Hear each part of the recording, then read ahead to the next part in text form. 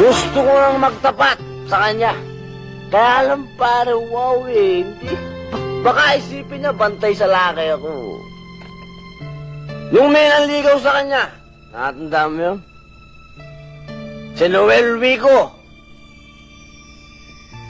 Di ba sabi sa kanya nun, I love you. Nagalit ako nun, di ba?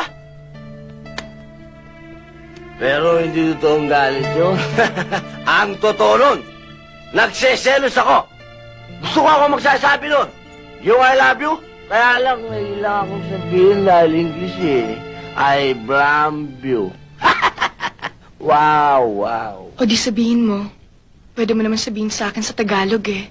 Bakit nandito ka? Ha? Para pagkaisahan nyo na naman ako? Ha? Hindi ka nababagay dito. Bagay ka dun. Sa mga taong palara. Sa mga taong nakahiga sa salapi. Sa mga taong dinudyos ang pera. Sa mga taong sumasamba sa piso. Doon ka nababagay. Hindi nyo kasi inisip ko ano yung mga nandito namin eh.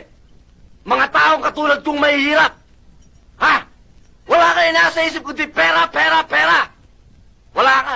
Wala kayo sinabi. Wala kayo sinabi. Mga manhid kayo. Mga taong bato.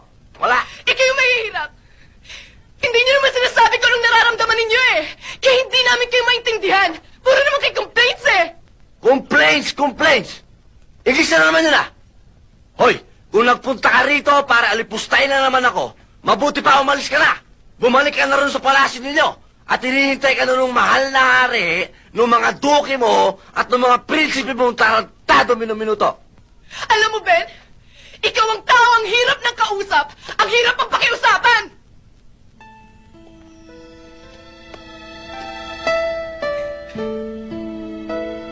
Alam mo, nung araw, bilib na bilib ako sa'yo eh. Iniidolo kita dahil ikaw ang lalaking pinangarap ko. Mahirap. Barumbado pero may isang salita. May prinsipyo at may respeto sa sarili. Pero nagkamali ako. Isa ka palang tuwag.